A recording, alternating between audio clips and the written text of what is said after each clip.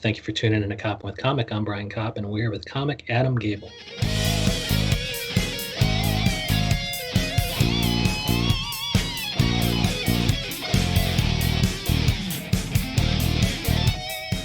Adam Gabel, how the hell are you?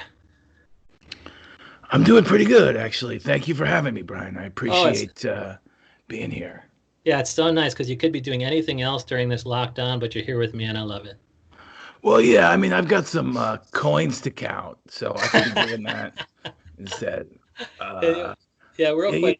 Well, where can people, where do they normally find you on stage in New York City, and where can they find you online in the meantime? Where are you peddling jokes in the meantime? Well, the best way to get a hold of me all the time is my website, adamtellsjokes.com. Pretty simple. It's not, it's not particularly unique, but I think it sticks with people's head and it avoids the inevitable frustration of spelling my name wrong. And also it means you're the funniest Adam. If you're the guy who got that domain name, you are the only Adam that people should care about when they want a joke. Well, yeah, I mean, it means I'm the only one telling jokes. Doesn't necessarily. I mean, there might be a guy who gets kicked in the balls every day. I mean, that's pretty funny, right? I mean, funny Adams, right? There is, by the way, a guy named Adam Gabel who spells his name the same way as I do, who is a former pitcher for the Newark Bears AAA baseball team. So, and does he outrank you on Google? Are you pissed off? Yeah, no, that's currently my career goal is to be more famous than that guy. Oh, fuck that guy, man. He's not funny. Well, he's way better looking than I am. So he's doing a good job for us Adam Gables, I have to say. But if you put, really it doesn't matter. As in terms of comedy, looking and sounding like Adam Gabel, whom I'm talking to, is the way to go. Yeah, I mean, I think unique is a good way to describe me. If you haven't figured it out by listening already, there's not a lot of people. It's funny because even just the spelling of my last name is, it's just a little different. Like it's pretty much not what you think, but you could see how that might work. I think that's a good description. Oh, I'm glad you're recording this because now I don't have to write down anything funny I say in the next little while because you're already going to record this. So. Oh, absolutely. And then one of the things, and the reason why I brought up Joke Peddler is because I saw, I follow you on Twitter and you're the Adam Gabel, and the big kind of banner photo says Adam Gabel Joke Peddler. And it sounds like that. I mean, I love the origin story of that. Yeah, well, when I started doing comedy, I needed to have a business card. And all the business cards that I was getting from Open My Comics are handing me, it says comedian. I'm like, you're not a comedian. I'm not a comedian. We're not comedians. I felt it was so presumptuous to hand out a card that said comedian. So I just put Joke Peddler on my card because that's what I was doing. I was doing jokes and I was just hoping somebody would take them home with them, right? Like, maybe you like it, maybe come get some more, pay me for them someday. But here I am, I'm handing them out. And so I love that. So everybody was handing out cards, though. Is that kind of still done, or is that just kind of done at the open mic level?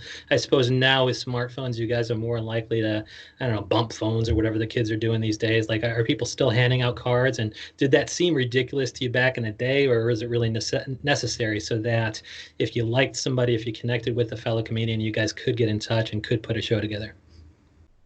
Well, it's hard to say. I mean, I'm old school because I'm like 42. So for me, I still maintain a good contact list in my phone. And if I get a business card from somebody who I want to interact with, I will hold on to it and I will use the phone number.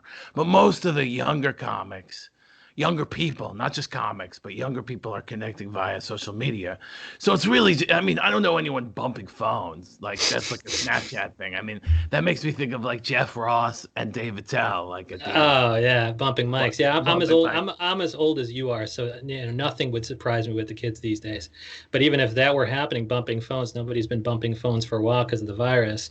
And what I like, though, is that your Twitter feed, it might talk about things like the virus, but it's not the gloom and doom we can expect from all the other comedians. Like, I really like one of your 6 feet, the social distancing thing of being 6 feet away, you turn it into a musical reference. And I just love that.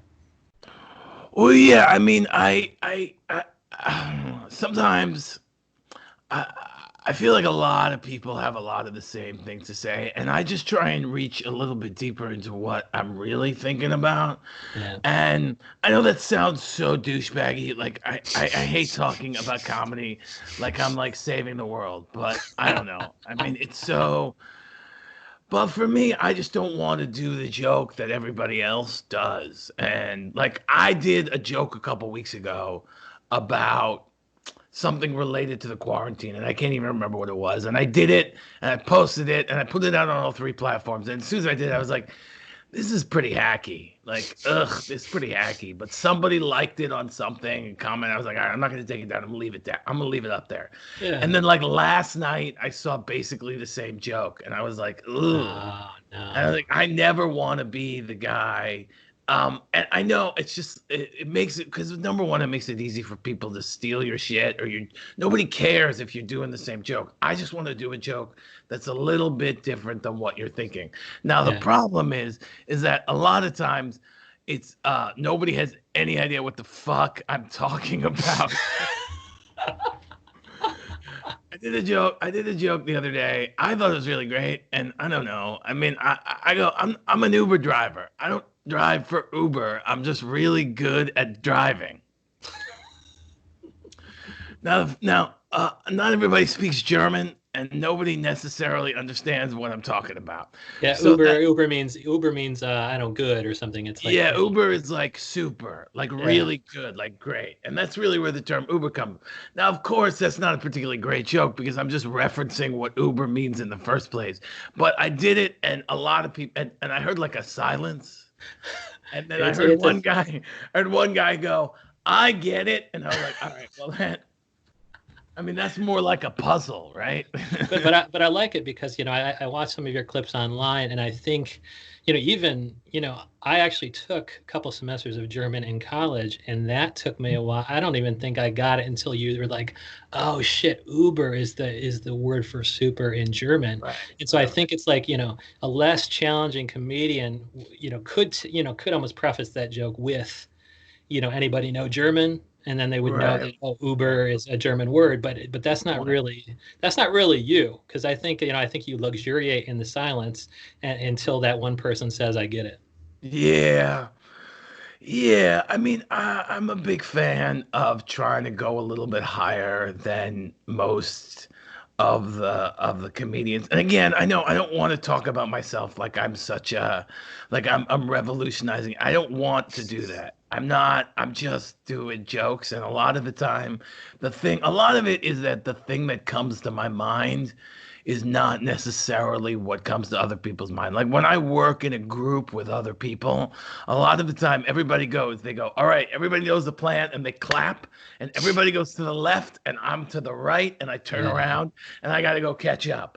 So a lot of the time, it's just I'm going the other way, and because stand-up comedy is so solitary, there's no one there to go, no, that's not what it's supposed to be. Right. It's supposed to be this other thing. And then I'm on stage, and the next thing I know, I'm trying to figure out how to explain to people the joke. But do you even try? Do you even try in that situation? Or do you say, this joke is so good and so thoughtful that I'm just going to stand here until somebody fucking gets it? Well, usually, what I'm starting to train the audience, I think, and that's what's happening is that I'm coming up with the jokes that are a little bit more accessible, but are Okay. still in the same vein, Okay. right? And that's what I feel like if I'm inclining my act to get smarter over the course of a few minutes, then the Yeah. audience is more likely to go with me than if I just immediately take a giant step up over what people just usually talk about. Again, it's like I have to convince you, the audience, even though everybody in the room just went left. I have to convince everybody in the audience why. No, come to the right with me. This will Yeah. be a lot better. So Yeah. maybe if my first step to the right is not as big as their first step to the left, that Yeah. makes any. Yeah, You know, I like that because it especially if you're bringing people along slowly, they are getting that, oh, this guy, this Uber joke is actually really, really smart, and I should think about it, because if you did it first, they could have the inclination to be like, "Oh, is this guy funny? Like, why am I not getting this? Is it because Right, I'm right, right. dumb? Is it because I'm dumb, or is it because he's not funny?" But if you had 10 jokes before that and they're laughing the entire time, then they're more likely to say, "Oh shit, what the fuck am I missing? Oh, Right. Uber's German for super." And so I mean I really like that. And I do like the fact, and it's perfect metaphor, or whatever, everybody's taking a giant step to the left, you're taking a tiny step to the right, and when people have confidence that you actually know where the fuck you're going, they're more Yeah. likely to follow you. So I love that. And so I mean, at what point did at what point in your comedy career did you kind of say, I'm not going to strip a challenging joke from my act. I'm just going to be more accessible in the first couple minutes. Because some comedians were probably like, they didn't get this one immediately. I got to take it out of my act. So kind of what was the aha moment in your comedy career where you said, I'm going to keep it in, but just put it later? Huh. Um.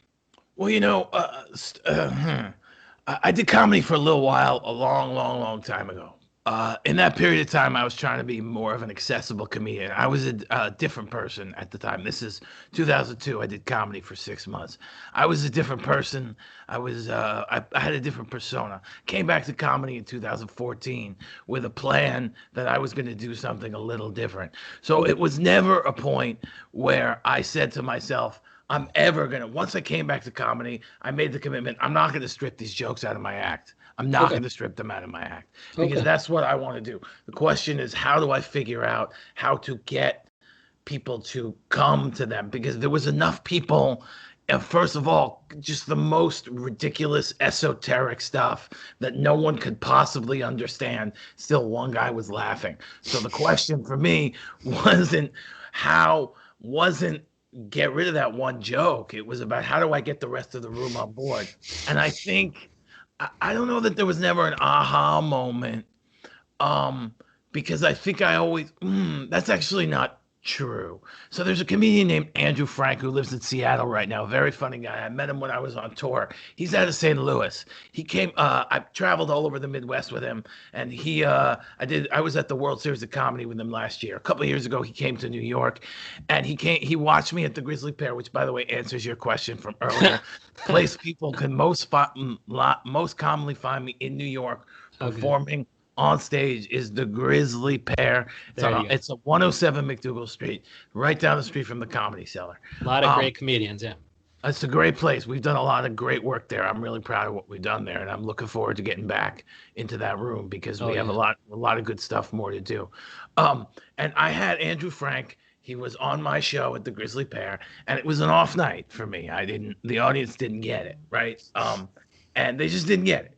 And he goes, after the show, I was talking to him, and he's also a very heady kind of comic, and he's in some ways even harder to get to. Although not in New York, because the big thing he has a lot of questions for the religious establishment. Very funny guy, does not go over well in the Midwest, but they loved him at the Grizzly Pear, right? Because he's saying a lot of things that people in New York really listen to. But Yeah. God bless him, he stayed in St. Louis. He moved to Seattle, which is more progressive, but he goes in front of the most hardcore Christians and questions their sensibilities to their face. Good. So and he's yeah, and I was talking to him after this show, and I was like, I don't know what's going on. And he goes, look, man, if you're not getting them with the jokes, then more jokes is not going to get them. And I Ah. was like, yeah, you know what's like, of course, if you're shooting a werewolf with regular bullets, you're not just gonna keep shooting the werewolf with regular bullets because the regular bullets don't. You got to get the silver bullet. Now, the problem is that for a year I misunderstood that. Yeah, well, What? yeah. Immediately, I'm thinking, what does he mean? Does he mean your delivery has to carry it, or is he Well, saying then you have to pivot to crowd work, or you just have to write different jokes for a different room? that's what it took me a long time to get. My Yeah. immediate understanding was, okay, he's saying if the jokes aren't working, don't do jokes. So I led into stories for a little while, and developed a couple longer stories. You won't really find them on the internet because I don't really consider it successful. So, and it just wasn't working. And I was like, well, I don't know what to do here. So I realized, um, I had to figure, and I had to. His statement had two parts. If you're not getting them with the jokes, more jokes aren't going to get them. I was focusing on part B. I had to go back and figure out. I know this sounds so dumb, but I had to figure out how do I get these people with my jokes. And finally, it occurred to me that I just needed to be accessible, more accessible as a person. Now, if you watch what's on the internet right now, you'll find sort of an engaging. Sort of frenetic kind of energy, right? There's a lot of movement. I'm kind of bouncy, is what you see a lot, and you'll hear it in my voice right now. But 2 years ago, I was standing in, I would plant my feet firmly, put two hands on the microphone, and just deliver my jokes. And a lot of times I would go really slow because I was thinking, well, these people aren't understanding because I'm talking too fast. But boy, that wasn't it either. Because a lot of times people would be like, oh, this guy's talking so slow, and I still don't understand it. So it's not going to work. I had to realize, I had a realization recently that a lot of people were having some difficulty understanding um, it's why this was being presented in such a way. And I had to start opening my act by being like, look, I get it. I'm weird. Just let's move on.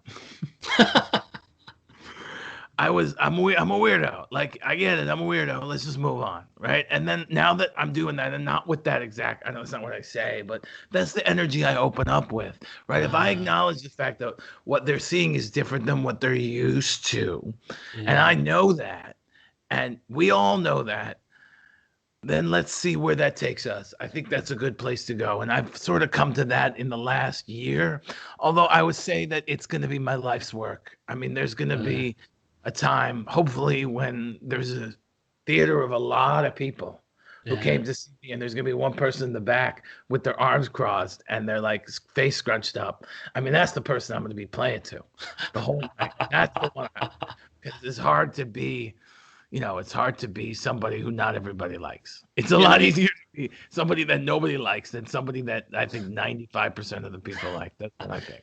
And I think that it's a good idea that you did it because, if certain people are in the audience kind of thinking, oh, does he know his voice is distinctive? Does he know he's talking slowly? Like they're in their own little mind loop to the point where they're not even paying attention anymore to the joke.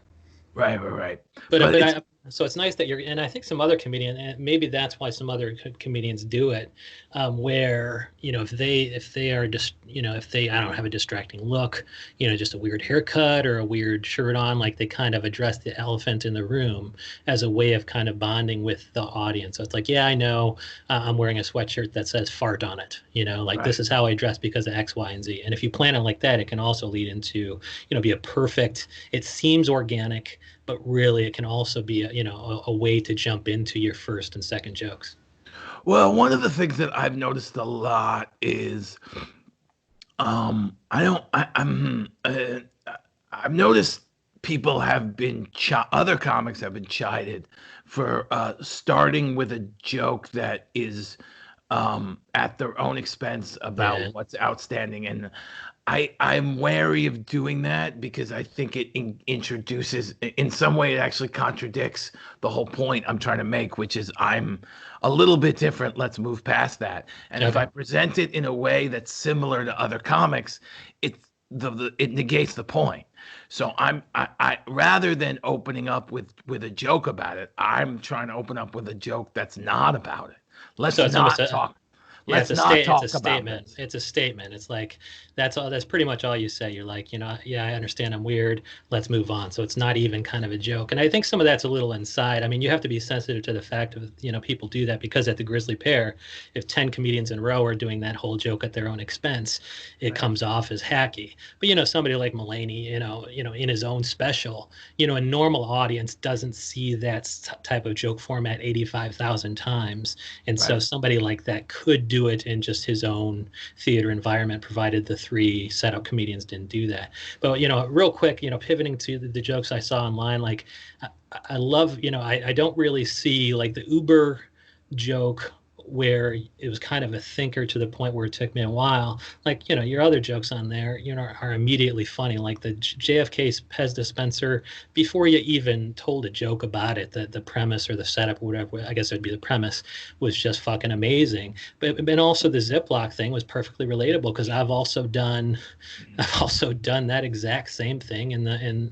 the hangover situation. And so, like, I don't see that, many of the jokes that are on, the clips that I see are necessarily challenging. You seem to have all the tools in the toolbox.